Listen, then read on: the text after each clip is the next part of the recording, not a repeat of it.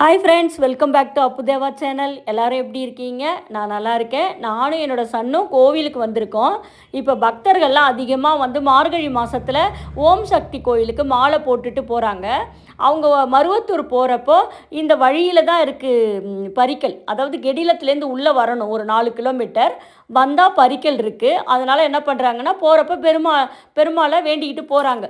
அது மாதிரி கோயிலுக்கு மருவத்தூர்லாம் போயிட்டும் திருப்பி வராங்க. கோயில் ஃபுல்லாக எல்லாமே மருவத்தூருக்கு மாலை போட்டவங்க தான், சக்திகள் தான் நிறைய பேர் உள்ளே கும்பிடுறாங்க. பக்தர்கள் சாதாரணமாக இருக்கிறவங்களும் வராங்க. அதிகமான பேர் இந்த ஓம் சக்திக்கு மாலை போட்டவங்கலாம் வராங்கங்க.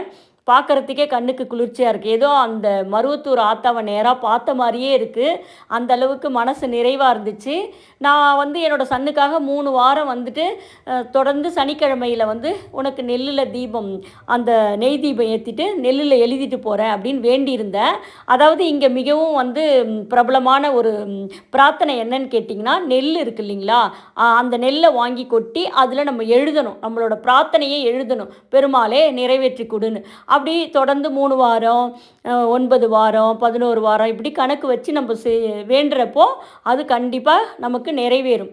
இந்த 9 அவதாரங்களில் மிகவும் சிறப்புற்ற அவதாரம் தான், சிறப்பு வாய்ந்த அவதாரம் தான் இந்த லக்ஷ்மி நரசிம்ம அவதாரம். அதாவது பெருமாள் மூலவர் எப்படி இருப்பார்னா, சிங்க முகத்தோடு இருப்பார். பார்க்குறதுக்கு ஆக்ரோஷமாக இருக்குங்க.